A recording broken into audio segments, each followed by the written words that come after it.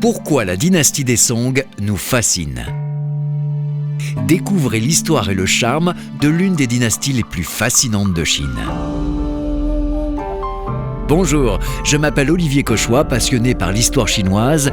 Dans cette série de podcasts, nous allons braquer le projecteur sur la dynastie des Song, l'une des époques les plus prestigieuses de la longue histoire de Chine. Épisode 20. Porcelaine des Song, les 5 grandes maisons.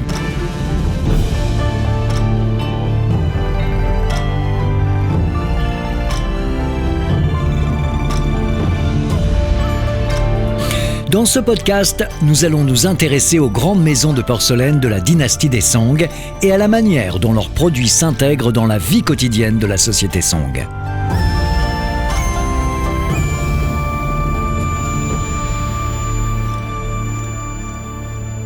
Dans le dernier podcast, nous avons examiné le développement de la porcelaine dans la dynastie des Song et la façon dont ils ont parfaitement marié la simplicité et la fonctionnalité. Aujourd'hui, nous approfondissons un peu plus la question pour voir comment ces céramiques que nous considérons aujourd'hui comme des œuvres d'art inestimables s'intègrent dans la vie quotidienne du peuple de la dynastie des Song. Comment ils utilisent leur porcelaine pour leurs rituels, leurs cérémonies, mais aussi tout simplement pour manger et boire, ou enfin pour la décoration. Pour ce faire, nous allons examiner toutes les variétés de porcelaine produites par les 5 grands fours de la dynastie Song.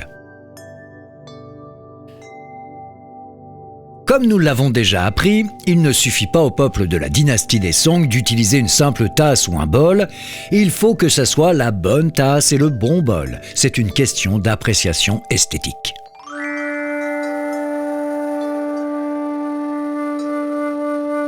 Par exemple, lorsqu'ils boivent du thé vert à la poussière, ils choisissent un bol en porcelaine blanche comme la neige. Pour les concours de thé, l'indispensable est une tasse émaillée noire dite poil de lapin, en raison de ses rayures évoquant de fins poils, car le récipient met en valeur la couleur du thé.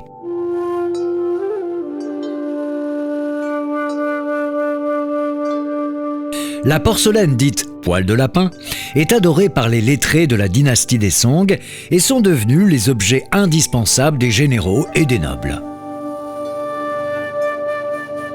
Sa réputation s'est ensuite répandue jusqu'au Japon et dans le monde entier.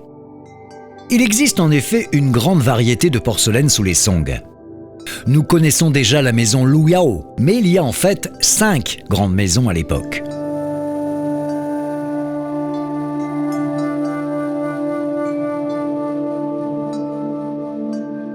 Nous pouvons les considérer d'ailleurs comme des enseignes de luxe, comme Hermès ou Louis Vuitton de nos jours.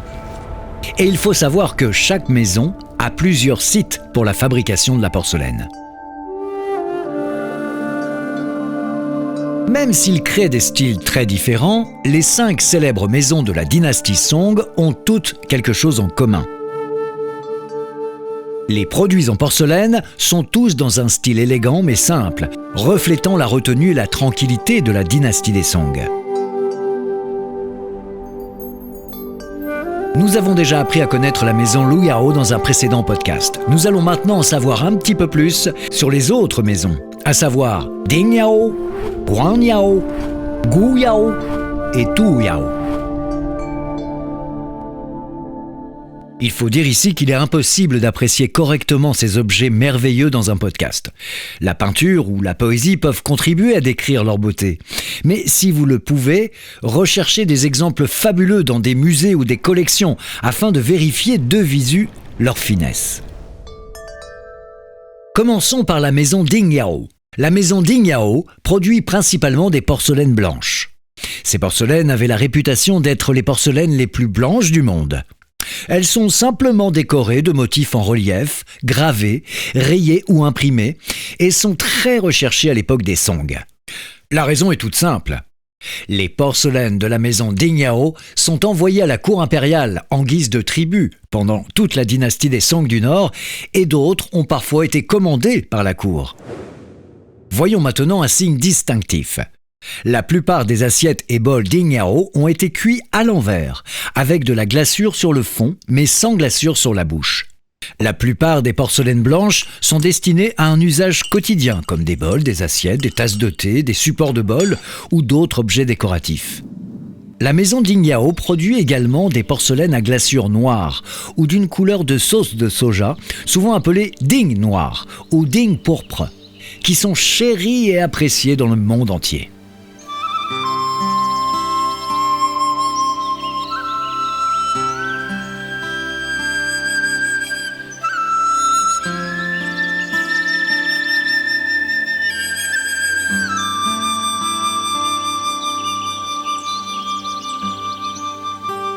Intéressons-nous maintenant à la maison Guanyao, littéralement atelier officiel.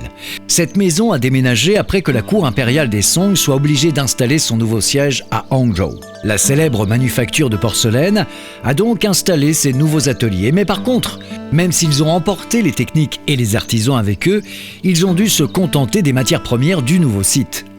Inévitablement, il y a eu un changement progressif de style au fur et à mesure de l'adaptation des anciennes traditions du Nord aux nouvelles réalités du Sud. À cette époque, la maison Guanyao a en fait deux adresses fabuleuses.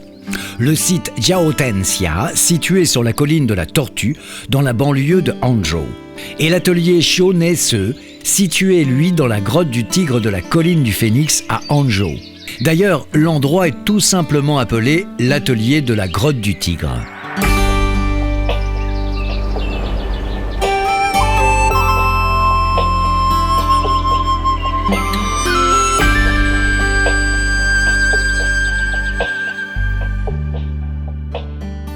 L'une des principales caractéristiques de la vaisselle produite dans les fours officiels est un motif de craquelure dans la glaçure, produite par refroidissement inégal pendant la cuisson.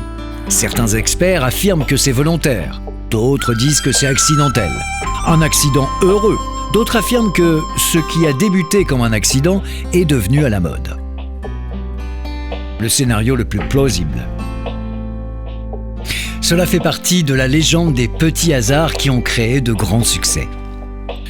Les produits des fours officiels de la dynastie des Song comprennent des objets variés.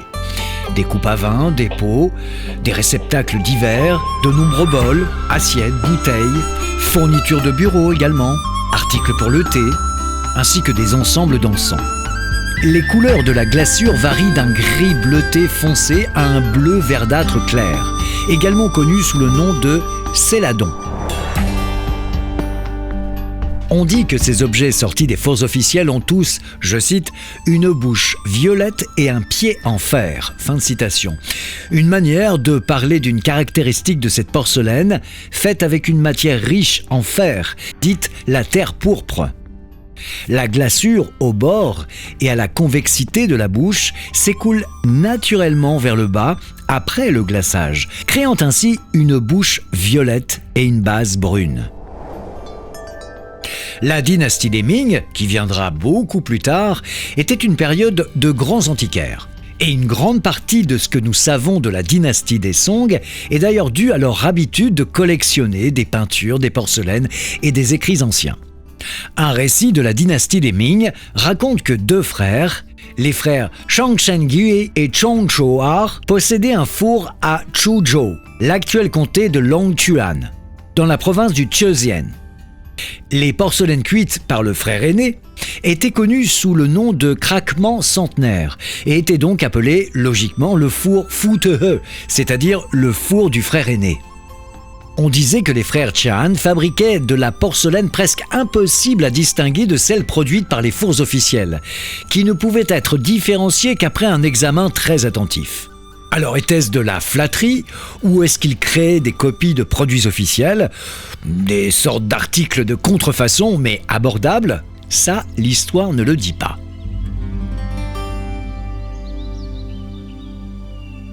Passons maintenant aux porcelaines de la maison Guiyao. Elles sont principalement utilisées pour la décoration des maisons du peuple Song, en particulier les chambres. En général, ces porcelaines recouvertes d'une glaçure bleue grisâtre est appliquée sur le corps de l'objet pour couvrir toute sa surface lors de la cuisson. Les effets de fissuration résultent des différents taux de réfraction de l'argile et de la glaçure. Les connaisseurs les plus pointus des générations suivantes le décrivent comme des fils d'or et de fer, les fissures étant souvent teintées une fois la cuisson terminée avec du colorant. Ce colorant est obtenu à partir d'encre, de feuilles de thé ou d'acide. La dernière des 5 maisons est Tuyao. L'atelier Tuyao est situé dans le comté de Wuxian, dans l'actuelle province de Henan, au centre de la Chine. L'endroit a été rebaptisé Chunzhou en 1184. Et les porcelaines cuites à cet endroit sont appelées porcelaines Tuyao. La porcelaine Tuyao est également l'une des porcelaines les plus célèbres de la dynastie des Song.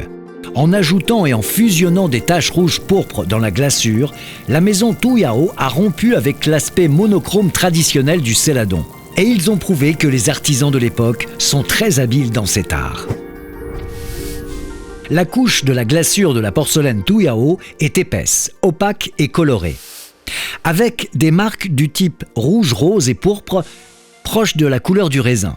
À l'époque, elles sont considérées comme assez audacieuses. Selon leur fonction, les produits des fours Tuyao qui nous restent aujourd'hui peuvent être classés en 2 grandes catégories. Les vases et les divers ustensiles comme les bols, les assiettes, les bouteilles, sans oublier les fameux oreillers en porcelaine, objets typiquement chinois. Ce sont des oreillers agrémentés d'un discret petit orifice permettant de cacher des objets précieux ou d'y placer des fleurs ou des plantes médicinales sélectionnées pour leurs vertus apaisantes. Ainsi, nous pouvons établir un catalogue de la porcelaine de la dynastie des Song. Mais pour comprendre comment ces objets sont utilisés et chéris par les gens des Song, nous devons examiner les peintures contemporaines de l'époque. Et pour cela, nous devons une fois de plus remercier les empereurs de la dynastie des Song. L'empereur Ruizong, par exemple. Il a peint une œuvre intitulée « Fête élégante », qui montre en détail une grande variété de vaisselle sur une table, des vases décoratifs, des services à thé sur une table d'appoint, ainsi que la façon dont elles sont utilisées et placées. C'est un aperçu inestimable de la façon dont les gens de la dynastie des Song vénèrent et savourent leur porcelaine. En résumé, les objets en porcelaine de la dynastie des Song représentent la plus fine expression de l'art céramique, non seulement en Chine, mais dans le monde entier. Au cours de la période des Song, les composantes essentielles de l'art ont été perfectionnées. Les formes des récipients, les techniques de poterie, la glaçure, la décoration, les procédés de cuisson et de refroidissement, ainsi que l'esthétisme, eh bien tout cela est combiné dans un très haut niveau d'excellence. La glaçure a tendance à être monochrome et subtile. Étant une partie intégrante de l'objet, elle invite à le contempler et à le toucher, que dis-je, à le caresser. Malheureusement, comme c'est le cas pour la vaisselle qui par définition est fragile, il reste très peu d'objets de cet art céramique de la dynastie des Song. Mais la porcelaine des Song qui a traversé le temps nous offre une fenêtre privilégiée sur le cœur et l'esprit du peuple Song de l'époque. Remerciement spécial à la maison Sanya Chongdu pour son aide dans la rédaction du texte. Je vous donne rendez-vous dans un prochain épisode.